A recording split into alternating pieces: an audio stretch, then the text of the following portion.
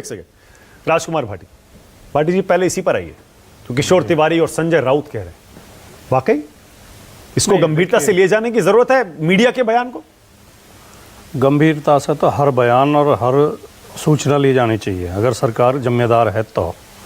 देखिए, राहुल गांधी विपक्ष के नेता हैं और लोकतंत्र में विपक्ष का नेता भी प्रधानमंत्री जितना ही महत्वपूर्ण होता है। अगर देश प्रधानमंत्री की बात को गंभीरता से लेता है और मीडिया लेता है तो मीडिया को और देश को राहुल गांधी की बात भी गंभीरता से लेनी चाहिए। इस तरह की अवमानना इस तरह की हवा में नहीं उड़ानी चाहिए जैसा के शर्मा उड़ा रहे थे। हंसी मजाक कर रहे हैं, हंस रहे हैं, आरोप लगा रहे हैं। का बयान नहीं है, कृपया सुन लें। संजय राउत का बयान है, सुन ले यार। आप सबके बीच में बोलने की आपको गंदी आदत है। 1 सेकंड, आपका इंटरवेंशन बिल्कुल सही है। मैं भी राजकुमार भाटी को यही बोलने वाला था। नहीं भाटी साहब, आपकी पार्टी की छवि खराब होती है, अपनी चिंता मत करो, पार्टी की तो चिंता करो। भाटी साहब एक सेकंड, लोग सोचते हैं यार भाई पार्टी कैसे कैसे नमूनों को भेज देती है, लोग ऐसा सोचते हैं। जब आप इस तरह की घटिया बातें करते हैं, आप जैसे नमूने आते हैं। अरे भाटी साहब प्लीज पर्सनल मत, आप जैसे पर्सनल ये करते हैं हर किसी। एक सेकंड प्लीज रुक जाइए। मैं तो बहुत गंभीरता से मैं तो एक बात कह रहा हूं। नहीं मेरी बात मैं समझ गया। राहुल गांधी क्या आपकी बात गांधी कहेंगे उसको गंभीरता से लिया जाएगा, बिल्कुल लिया जाएगा। राहुल गांधी ने कहा है कि मेरे घर ईडी छापा मारने वाली है। हाँ। संजय राउत ने कहा है कि विपक्ष के नेताओं पर हमले हो सकते हैं बाहर। मैं दोनों बातों को जोड़ के कह रहा हूं कि एक तो राहुल गांधी को गंभीरता से लिया जाना चाहिए, राहुल गांधी की सुरक्षा की भी चिंता सरकार को होनी चाहिए, विपक्ष के नेता हैं, पहली बात। दूसरी बात, उस परिवार ने 2-2 कुर्बानियां पहले दे चुका है। वो परिवार, उस परिवार में 2-2 महत्वपूर्ण लोगों की हत्या हो चुकी है। कोई झूठी खबर भी, ये इसमें सबूत मांगने की क्या जरूरत है? सरकार को यह कहना चाहिए कि हम इस सूचना को गंभीरता से ले रहे हैं। नेता विपक्ष की नहीं है ना, आरोप है सरकार पर ही आरोप है। नेता विपक्ष की और अन्य नेताओं की सुरक्षा की जिम्मेदारी हमारी है। हम कोई हमला नहीं होने देंगे, हम पूरी सुरक्षा देंगे तो अच्छा लगेगा। अब सरकार इसे मजाक में उड़ाने सरकार पर ही आरोप है भाटी साहब।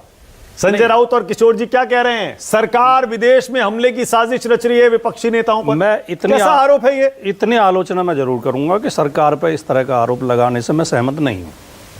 यही तो मैं सुनना चाह रहा था आपसे सर, क्योंकि हम लोकतंत्र में जी रहे हैं, हम सबकी जिम्मेदारी बनती है कि हम सब एक आवाज में कहते, लोकतंत्र को परिपक्व करें, लोकतंत्र को मजबूत करें। हमें ऐसा मैं इस आरोप से तो सहमत नहीं कि सरकार रच रही है, लेकिन मैं उस बात से हूँ उनकी सुरक्षा की जिम्मेदारी होनी चाहिए।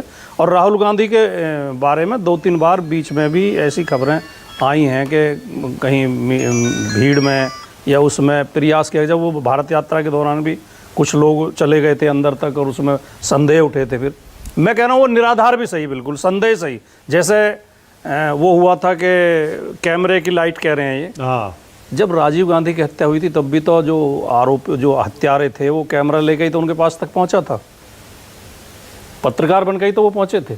तो गंभीरता से इन आरोपों को लेना चाहिए। दूसरी बात, ईडी का जहां तक मसला है कि ईडी, अभी आप ही आंकड़े दिखा रहे थे कि मनमोहन सिंह जी की सरकार में 2004 से 2014 के बीच कुल 26 केस हुए ईडी के, जिनमें से 14 विपक्ष के नेताओं पर, 12 सत्तारूढ़ नेताओं पर।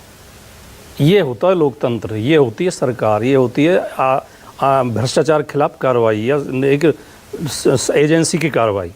और इस सरकार में क्या हुआ है?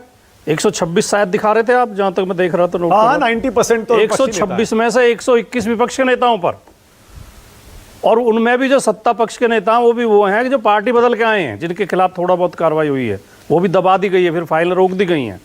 तो ये सरासर ये सरकार दुरुपयोग कर रही है एजेंसी। और राहुल गांधी का ट्विटर पर यह कहना कि हाँ मुझे पता है रेड होने वाली है, आइए चाय बिस्किट खिलाऊंगा, इसमें क्या है? मतलब अगर होने वाली होगी तो हो जाएगी। इस तरह से ये कहीं हमदर्दी बटोरने की एक कोशिश तो नहीं है? नहीं, हमदर्दी बटोरने की नहीं है, इनके षड्यंत्र को विफल करने का सफल वो है फार्मूला। जब किसी षड्यंत्र को पहले ही उजागर कर दो, षड्यंत्र फेल हो जाता है। ये तो राहुल गांधी ने अच्छा बताइए कैसे फेल हो जाएगा? अरविंद केजरीवाल ने कितनी बार कहा सिसोदिया को अरेस्ट करने वाले कर लिया, मुझे अरेस्ट करने वाले हैं, करने वाले कर लिया। जब अगर कार्रवाई होनी है तो होगी। जब न्यायालय ने हेमंत सोरेन को बेल दी तो न्यायालय ने क्या कहा? कोई सबूत उनके खिलाफ नहीं है, कोई जरूरत उन्हें अरेस्ट करने की नहीं थी, इनकी गिरफ्तारी गलत की गई है।